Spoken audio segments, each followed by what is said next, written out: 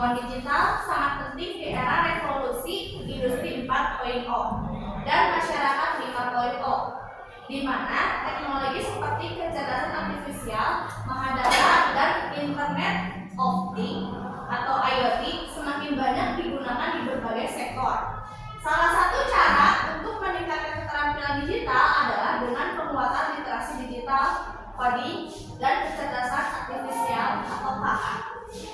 Dalam kurikulum pendidikan dasar dan menengah, program ini tidak hanya bertujuan meningkatkan daya saing sumber daya manusia Indonesia di tingkat global, tetapi juga mendukung percepatan pembangunan ekosistem ekonomi digital yang inklusif dan berkelanjutan.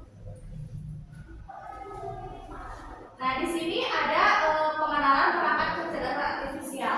Kalau pada zaman dulu AI ini tidak berdampingan dengan kehidupan kita ya. Jadi kalau zaman dulu tuh mereka menggunakan teknologi secara sederhana, tapi sekarang teknologi semakin berkembang dan semakin modern.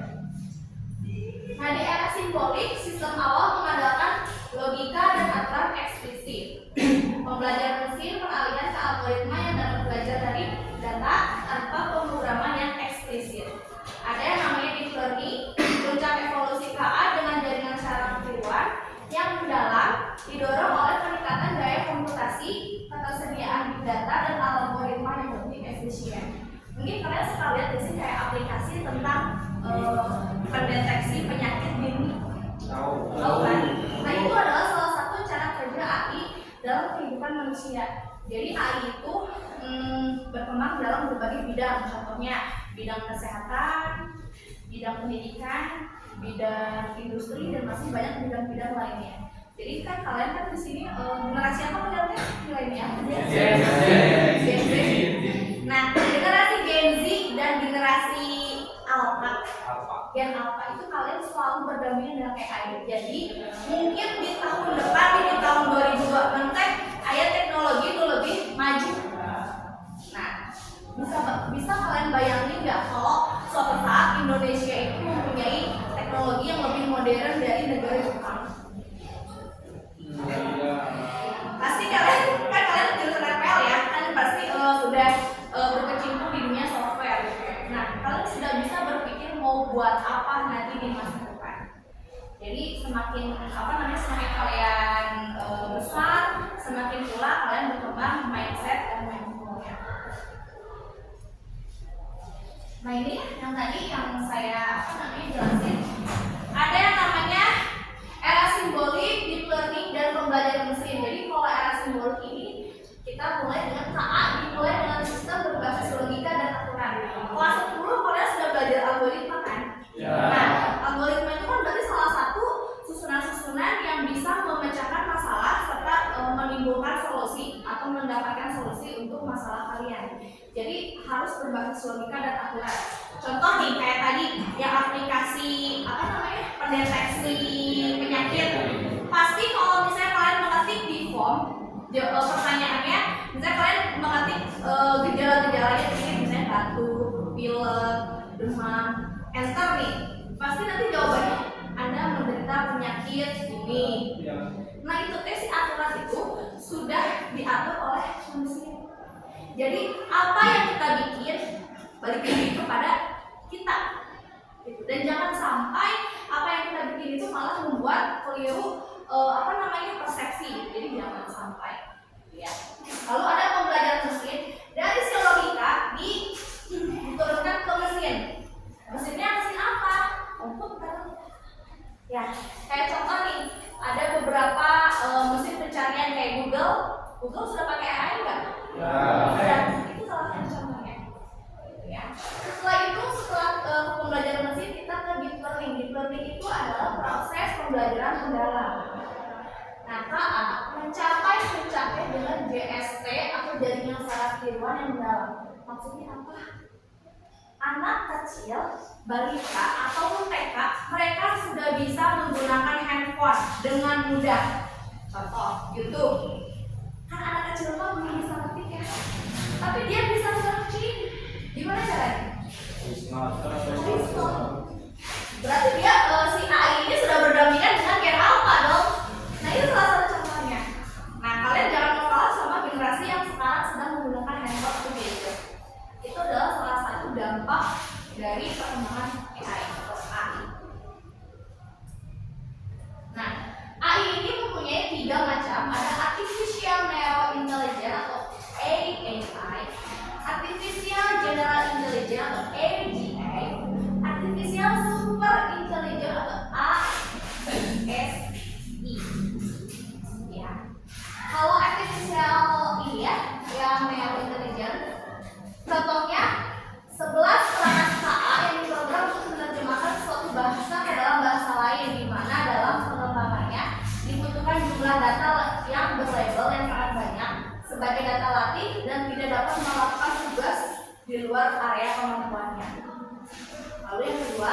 AGI atau IGA dapat menyusun strategi, bernalar memecahkan masalah, berpikir kreatif, merencanakan, belajar, beradaptasi, mengintegrasikan pengetahuan sebelumnya, menyesuaikan diri dengan ambiguitas, dan berpikir abstrak. Lalu kalau yang terakhir, kecerdasan mesin yang jauh melampaui kinerja kognitif manusia dalam hampir semua bidang. Jadi yang di sini itu adalah contoh-contohnya ya.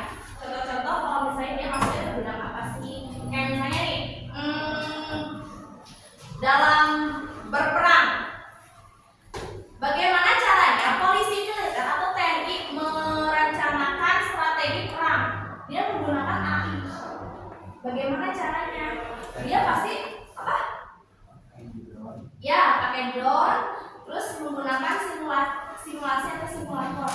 Kalau misalnya kita menyerang sebagian sini seperti apa dampaknya. Jadi mereka itu sudah berpikir ke depannya seperti apa dengan bantuan si AI ini. Betul ya, ternyata. Selain berdasarkan kapabilitasnya, AI juga dapat dikelompokkan berdasarkan fungsionalitasnya. Reaktif mesin adalah sebuah sistem KA tanpa memori yang dirancang untuk melakukan tugas yang sangat spesifik. KA ini tidak memiliki kemampuan untuk membaca kembali hasil dan keputusan yang ia lakukan sebelumnya, sehingga hanya bekerja dengan data yang ada pada saat digunakan. Ini ada limit memori AI. Jadi limit memori AI ini, kategori ini dapat mengingat kejadian dan keluaran yang telah terjadi sebelumnya. Contohnya, kalau misalnya kalian nanti PKL atau bekerja dalam suatu bidang administrasi, pasti kalian akan menggunakan data sebelumnya untuk digunakan di masa depan. Ya, bayangkan. Jadi kalian akan memanggil data yang sebelumnya untuk digunakan di masa depan. Jadi dia menggunakan memori AI. Lalu ada teori of mind eye, dapat memahami pemikiran dan emosi entitas lain. Pemahaman ini dapat mempengaruhi bagaimana KA akan berinteraksi dengan berbagai entitas di sekitarnya, yang secara teori akan memungkinkan KA untuk mensimulasikan hubungan seperti hubungan antara manusia. Self-aware AI, aware itu kan bahaya. Bagaimana sih caranya kita menghadapi bahaya yang timbul dari si AI? Contoh, kalian suka searching nggak di TikTok? Misalnya kalian mencari, oh iya, yang sekarang lagi marak itu anomali, untung sahur, yang kayak gitu. Kenapa sih kalau misalnya kalian men-searching itu di YouTube ataupun di AI, pasti nanti hasil yang akan dikeluarkan oleh mesin tersebut itu terus. Karena apa? Dia merekam apa yang kita search. Dan bagaimana kita meng-aware itu adalah tergantung dari emosi dan kebutuhan masing-masing tiap-tiap individu. Jadi kalian mau gak terpapar terus oleh AI? Nanti lama-lama yang pintar bukan kalian, tapi malah si AI-nya. Jadi nanti kalau misalnya kalian tidak bisa membatasi diri kalian dengan si AI, kalian bakal dikendalikan oleh mesin pencari atau AI. Ngeri ya? Kalian kalau self-aware sendiri. Nah, ini asisten KA adalah perangkat yang mampu memahami dan merespon percakapan manusia secara alami yang sulit digunakan untuk pelayanan pelanggan, dukungan teknis, dan asisten pribadi. Contoh aplikasi yang termasuk pada kategori ini adalah Siri, Google Assistant, dan Alexa. Ini contoh-contoh aplikasi yang menggunakan AI. Nah, cara kerjanya apa? Cara kerjanya seperti apa? Pasti ada input, proses, output. Ada data, pelatihan data, ada algoritma kan.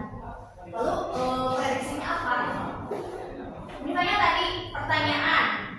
Data ini ada pertanyaan, perintah suara, teks, dan gambar. Kayak contoh yang tadi ya, anak kecil bisa mencari apapun di YouTube dengan menggunakan perintah suara.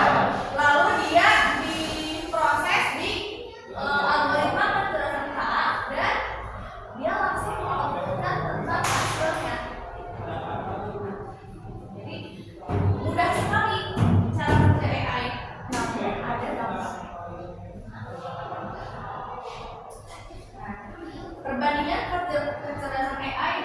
manusia.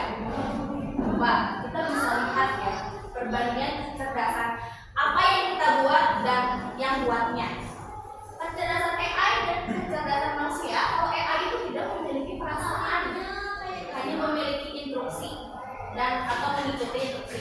Misalnya kamu nyuruh dia untuk makan, dia pasti makan karena kita yang buat. Terus apa lagi nih? Kalau kecerdasan manusia kan dia bisa berpikir sendiri dan memiliki perasaan. Coba kalau misalnya kalian bikin misalnya robot apa ya? Kan kalau di luar angkasa suka banyak robot ya. Apa ya? Gue lupa nama robot yang selalu memperhatikan planet Jupiter. Apa ya namanya? Iya robot tapi namanya tuh apa? Gitu saya lupa. Dia itu adalah sebuah robot yang diciptakan oleh manusia dan menggunakan AI untuk memperhatikan dan melihat bagaimana sih rotasi si planet Jupiter ini. Setelah dia berpetualangan di luar angkasa sana selama hampir mungkin kurang lebih 10 tahun, robot itu dihancurkan oleh manusia. Kenapa? Karena menurut dia informasi yang sudah dia yang sudah dia dapat itu cukup, dan dampaknya kalau misalnya dia masuk ke dalam rotasi Jupiter itu akan menimbulkan efek negatif bagi si bumi. Jupiter kan planet terbesar ya, yang melindungi bumi dari planet-planet lain. Nah kalau misalnya si Jupiter menabrak bumi itu sangat bahaya. Jadi makanya ada si robot tersebut untuk memantau bagaimana pergerakan Jupiter. Tapi ternyata si Jupiter dihancurkan oleh manusia karena instruksi. Kalau tidak ada instruksi, dia masih ada hasilnya. Kayak gitu. Lalu yang kedua, belajar dari data dan program yang diberikan. Nah, programnya dari mana? Dari manusia. Lalu hanya memahami hal yang ada di dalam datanya. Kalau manusia tidak. Kita kan dikasih pikiran sama Allah atau Tuhan, wawasan yang luas kan. Kita punya pikiran, kita punya otak. Jadi kita mempunyai konteks yang sangat luas. Lalu yang terakhir hanya bisa membuat keputusan berdasarkan angka dan pola. Kalau ini tidak. Kalau sebagai manusia kita bisa membuat keputusan dengan pertimbangan emosi,